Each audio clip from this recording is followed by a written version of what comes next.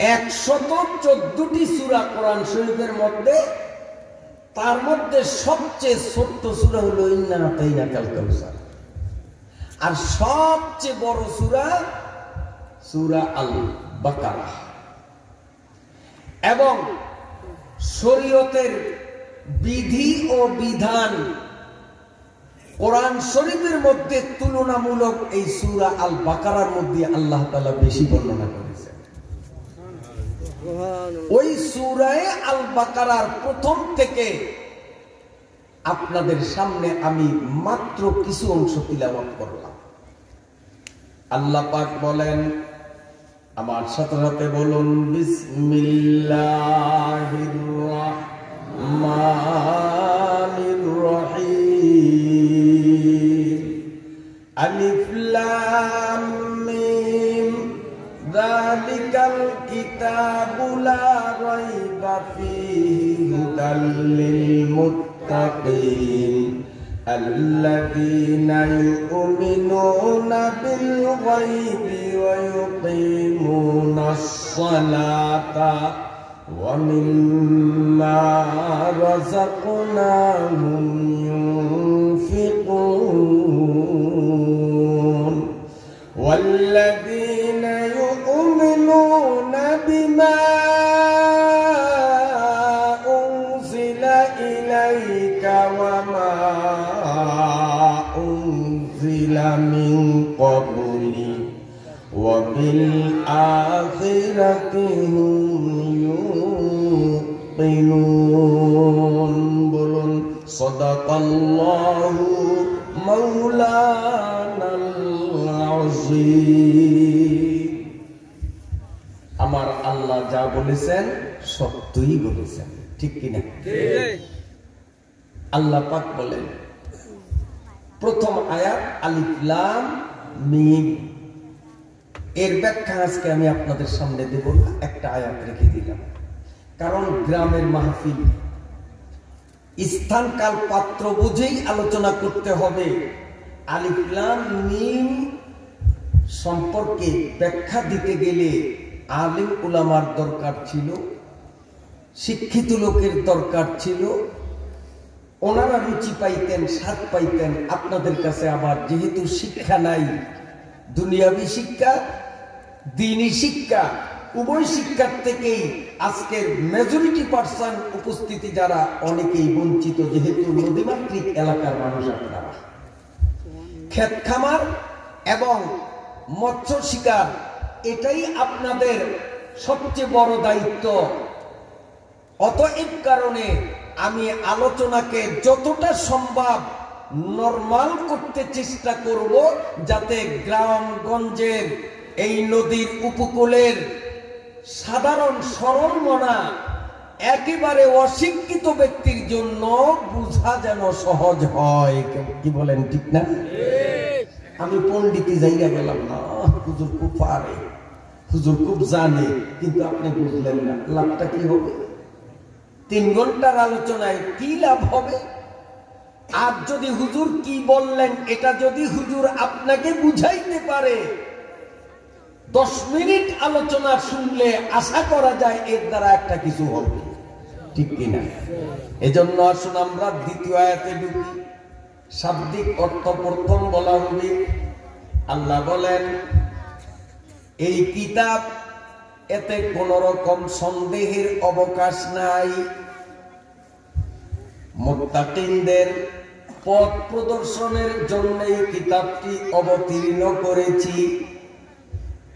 মুত্তাকিন বলতে সেসব মানুষদেরকেই বোঝানো হয় যাদের মধ্যে বিশেষ কয়েকটি গুণ থাকবে। 1 নম্বর, আল্লাযীনা ইউকিমুনাস সালাহ, যারা নামাজ প্রতিষ্ঠা করে। 2 নম্বর,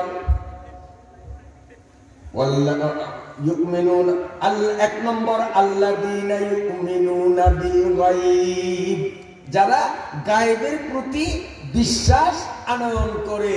2 নম্বর, যারা নামাজ কায়েম করে। 3 নম্বর, অমিম্মা রাযাকনাহুম ইউনফিকুন, আল্লাহ পাকের দেয়া সম্পদ থেকে আল্লাহর সন্তুষ্টির জন্য খরচ করে ব্যয় করে। 4 নম্বর আল্লাযীনা ইউমিনুনা বিমা উনজিলা ইলাইকা ওয়া মা উনজিলা মিন ক্বাবলিক। 4 নম্বর হলো যারা আপনার প্রতি নাযিলকৃত কোরআন, আপনার পূর্ববর্তী নবীদের উপরে আসমানি যে কিতাব নাজিল করা হলো, এগুলাকে আমি আল্লাহর কিতাব হিসাবে বিশ্বাস করি। 5 নম্বর ওয়াবিল আখিরাতি হুম ইউকিনুন, এবং তারা আখিরাতের প্রতি শতভাগ বিশ্বাসী হয়। কয়টা? 5টা কাজ। যে মেয়ে লোক, যে পুরুষ লোক, যে জেলে, যে চাষি, যে মাওলানা, যে মাস্টার, এক কথায় যে মানুষটা এই 5টা গুণ নিজের মধ্যে অর্জন করতে সক্ষম, কোরআন গ্যারান্টি দেয়, নিশ্চয়তা দেয়, সে হবে 1 নম্বরের মুত্তাকি। সুবহানাল্লাহ। তো মুত্তাকি হওয়াটা কঠিন হলো না সহজ হলো? সহজ। মাত্র 5টা কাজ। যদি আমি বা আপনি এই 5টা কাজকে যদি নিজের জীবনে প্রতিষ্ঠিত করতে পারি, নিশ্চিত আমি হব মুত্তাকিন। আর হুদাল্লিল মুত্তাকিন, এই মুত্তাকিনকে কোরআন হাসরের ময়দান থেকে হাত ধরে ধরে জান্নাত বাড়ি পর্যন্ত পৌঁছে দেবে। সুবহানাল্লাহ। আল্লাহ, আমি আপনাদের এই মাঠে আল্লাহর ফজলে আপনারা মোহাব্বত করে আমাকে স্মরণ করেছেন, বহুবার আমি আসছি, যার কারণে আমার পথ চেনা আছে। কাউকে আমাকে জিজ্ঞেস করতে হয়নি যে ঈদগাহ কোন দিক দিয়ে যাবে। যদি চেনা না থাকতো জিজ্ঞাসা করা লাগতো না? কি বলেন? একাই কি আসতে পারতাম? আচ্ছা, প্রথমবার যখন আসছি তখন কিন্তু লোক দেখলেই গাড়ি বন্ধ করে, ভাই ঈদগাহ যাবো কোন দিকে, যান হুজুর আর একটু সামনে যান। আবার লোক জিজ্ঞেস করতে কোন রাস্তাঘাট চিনতাম না। এখন আমি আপনাদেরকে জিজ্ঞাসা করি, হাসরের মাঠ থেকে বেহেশতে যাওয়ার যে রাস্তা, যে পথ, এটা তো মনে হয় আপনাদের পূর্ব পরিচিত। 2-4 বার গেছেন হাসরের মাঠে? 2-4 বার গেছেন এমন কয়জন আছেন? হাত দেখান যে হুজুর আমি গেছি। কি বল? একজন না? আমিও যাইতে পারি না, আপনারাও যাইতে পারেন না। তাহলে হাসরের মাঠ থেকে জান্নাতে কোন দিক দিয়ে যাব, এই পথ আমিও চিনি না, আপনারাও চেনেন না। কথা ঠিক না ভাই? ঠিক। তাহলে এখন আমাকে হাসরের ময়দান থেকে পথ দেখাইয়া জান্নাতের গেট পর্যন্ত নেবে, ওই পথ চেনে এমন একজন দরকার আছে কি না? আবার আল্লাহ বলেন, যালিকাল কিতাবু লা রাইবা ফীহি হুদাল লিল মুত্তাকিন। ও দুনিয়ার মানুষরা, তোমরা হাসরের মাঠে যাও নাই, পথঘাট রাস্তা কিচ্ছু তোমরা চেনো না, কেমনে জান্নাতে যাবা? আমি আল্লাহ সন্দেহমুক্ত কোরআন তোমাদের কাছে পাঠাইলাম। এই কোরআন তোমরা নিজেরা পড়িয়া আলেম হইয়া কোরআন মানবা, অথবা কোরআন জাননেওয়ালা আলেমদের ওয়াজ তাফসীর মাহফিলে যাইয়া কোরআনের বাণী শুনিয়া ওই অনুযায়ী কাজ করিয়া কোরআনের সাথে সম্পর্ক লাগাইয়া দাও। হাসরের ময়দান থেকে আমার কোরআন তোমাকে হাত ধরিয়া জান্নাতের গেট পর্যন্ত নিয়ে যাবে। আল্লাহ আমাকেও কবুল করেন, আপনাদেরও কবুল করেন, বলেন আমিন। মুত্তাকি ছাড়া আর কাউকে কিন্তু নেবে না, শুধুমাত্র মুত্তাকিকেই নিবে কোরআন। আর মুত্তাকি হওয়ার জন্য কাজ লাগবে কয়টা? 5টা। 1 নম্বর কাজ, আল্লাযীনা ইউমিনুনা বিল গায়ব। গায়বের প্রতি বিশ্বাস। এখানে গায়ব বলতে আল্লাহকে বোঝানো হয়েছে। আল্লাহকে আমরা দেখি নাই, লা তুদরিকুহুল আবসার। এই পৃথিবীতে আল্লাহকে দেখার মতো শক্তি আল্লাহ আমাদের চোখে দেন নাই। আল্লাহকে আমরা দেখব এক জায়গায়, কোথায়? জান্নাতে, কিয়ামতের ময়দানে না। যাই হোক, একটু না বললে নয়, কিয়ামতের ময়দানেও আল্লাহকে দেখা যাবে, আল্লাহর কথা শোনা যাবে, আল্লাহকে দেখা যাবে না। দুনিয়াতে আল্লাহকে দেখা যাবে না, কিয়ামতের মাঠে হাসরের ময়দানেও আল্লাহকে দেখা যাবে না।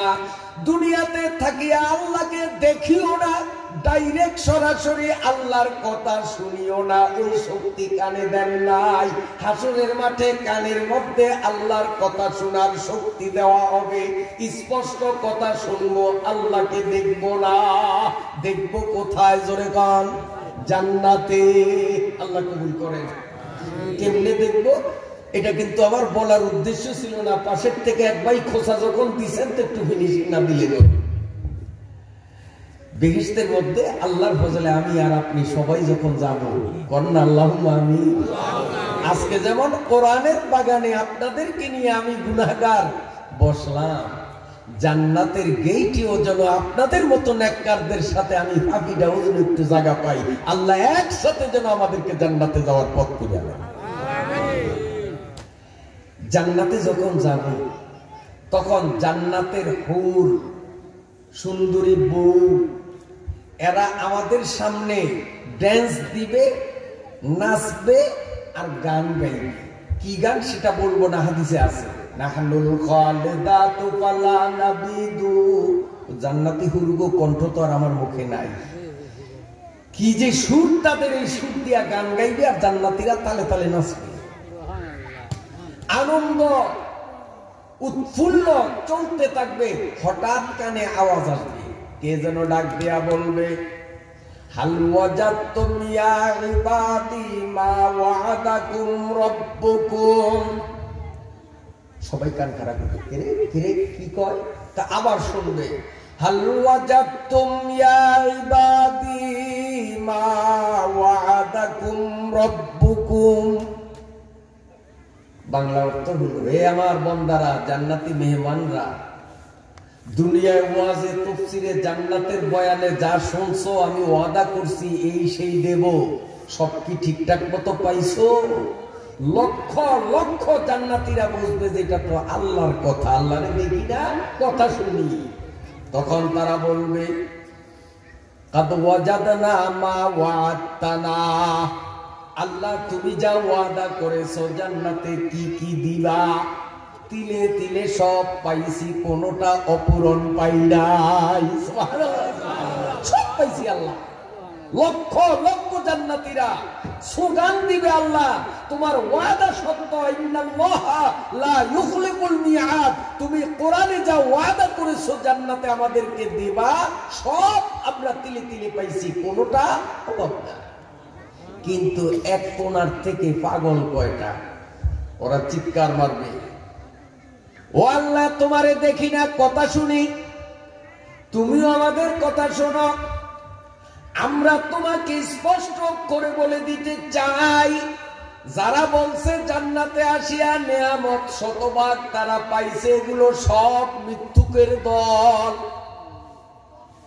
তোমার জান্নাতে ঢুকলাম কিন্তু নেয়ামতের পর্যন্ত পাইলাম না।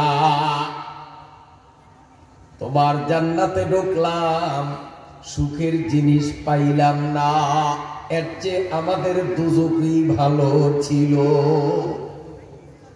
আবার তারা আওয়াজ পাইবে, আল্লাহ বলতেছেন কিন্তু আল্লাহরে দেখবে না। আল্লাহ রাব্বুল আলামিন বলবেন, হে পাগলের দল, আমি ওয়াদা করেছিলাম সুন্দরী বউ দিব, বউকে পাও নাই। আমি ওয়াদা করেছি স্বর্ণের দালান দেব, দালান কি পাও নাই। আমি ওয়াদা করেছি ফলের বাগান দিব, তা কি পাও নাই। কোনটা তোমরা পাইলে না? ওদের তোমরা মৃত্যু কেন বললা? ওই পাগলরা তখন বলবো, জান্নাত দোজখ সে আরাম ক্যা করো, जन्नत दो ज़ौक़ से या रब क्या करूं आरज़ू है मैं तुझे देखा करूं। এটা বুঝার আগে বুঝেন দুলাই শ্বশুর বাড়ি গেল প্রথম দিন, জীবনের প্রথম দিন। এখন তাকে বিদেশি বিছনার চাদরে শোয়াইল, কত আইটেমের খাবার, ফল ফলাদি যা ওর বাপের দাদার আমলেও চিন্তাও করতে পারে নাই, সব দিছে। কিন্তু বারবার ঘড়ির দিকে চায়, রাত্র তো 3:30 পার হইয়া যায়। নতুন দুলা লজ্জায় কিছু বলতেও পারে না, প্রাণেও মানে না। কথা ঠিক না বেটি? হ্যাঁ। এখন ওই ফুল সজ্জা, পোলাও কোরমা, ফল ফলাদি, এগুলো কি তার কাছে এখন কোনো মজা আছে? সে তো হলো মিলন হবে কতদিনে, তার মন তো অধিক যে কিছুক্ষণ পরেই তো মুয়াজ্জিন ফজরের আজান দিবে, আমার এবার সত্য আজকে মনে হয় দেবে না।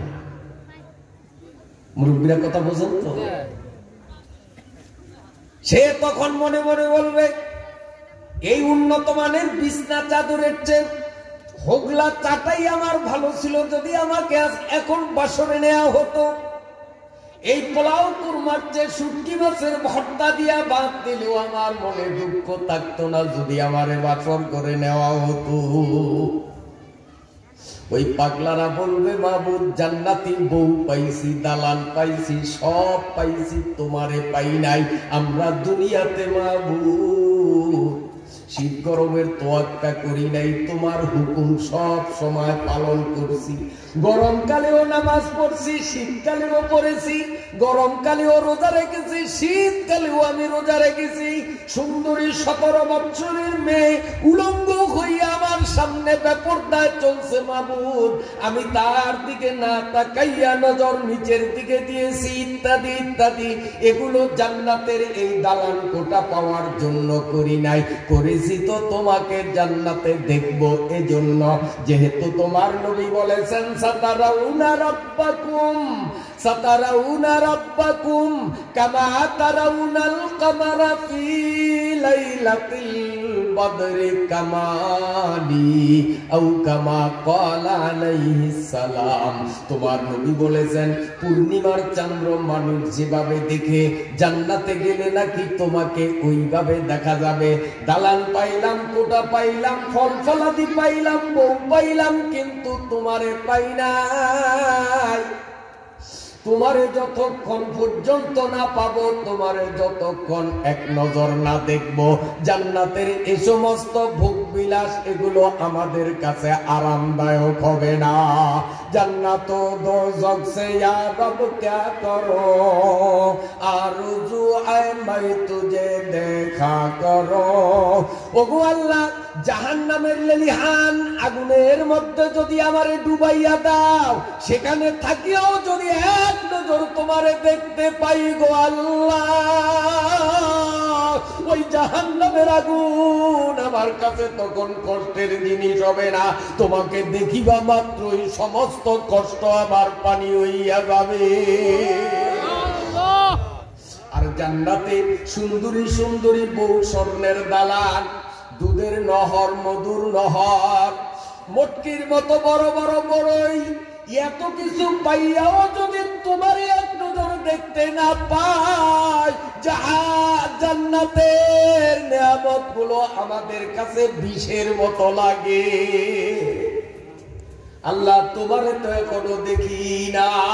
আল্লাহ রাব্বুল আলামিনের পক্ষ থেকে ঘোষণা আসবে, ও আমার বান্দারা, যখন তোমরা আমারে দেখার জন্য এতটা পাগল হইয়া গেলা, আমি আল্লাহ ওয়াদা করেছি তোমাদের দেখা দেব।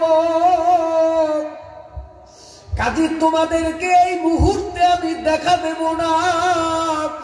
দুনিয়ার জমিনে তোমরা কোরআনের পাগল ছিলা, 3 মাইল 4 মাইল 5 মাইল দূরত্ব ডিঙ্গাইয়া তোমরা ঈদগাহ ময়দানে আমার কোরআনের মজলিসের মধ্যে ঘন্টা ব্যাপী বসিয়া বয়ান শুনেছো, কোরআনের পাগল তোমরা ছিলা। আমি আল্লাহ তোমাদের এই মুহূর্তে দেখা দেব না, আমিও জান্নাতের মধ্যে কোরআনের মাহফিল মিলাইয়া ওই মাহফিলের স্টেজ থেকে তোমাদের দেখা দেব। আজকে যেমন কোরআনের মাহফিলে হাজার হাজার মানুষ আমরা জড়ো হলাম, জান্নাতের মধ্যে কোরআনের একটা মাহফিল হবে, কোটি কোটি মানুষ সেখানে জড়ো হবে। বন্ধুরা আমার, একদম ফেরেশতারে আল্লাহ দায়িত্ব দিবেন, ঈদগাহ ময়দানে যেমন কোরআনের মাহফিলের প্যান্ডেল স্টেজ করা হয়েছে, আমার জান্নাতের মধ্যে মাকাদে সিদকে নামক এক বিশাল ময়দান আছে। ওই ময়দানে তোমরা প্যান্ডেল তৈরি করো। আরেক দলকে দায়িত্ব দিলেন স্টেজ বানাও।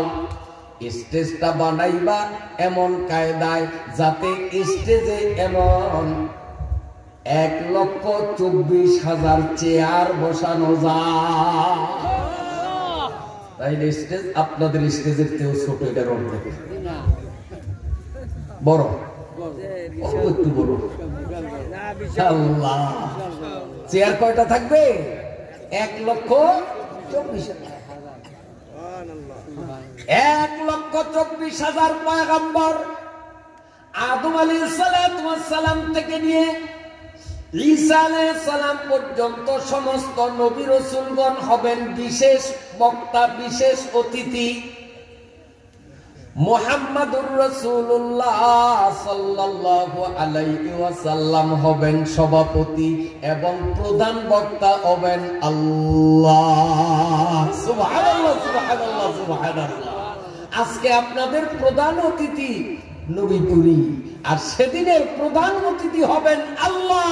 সে আল্লাহ নামক প্রধান অতিথির সামনে কোরআনের মাহফিলের মধ্যে থাকবো। কার কার নিয়ত আছে? নারায়ে তাকবীর, আরো জোরে নারায়ে তাকবীর। আল্লাহ আমাদের কবুল করেন, আমিন। আরেকদল ফেরেশতারে দায়িত্ব দিবেন, তোমরা বেহেশতের রাস্তায় রাস্তায় মাইকিং করো।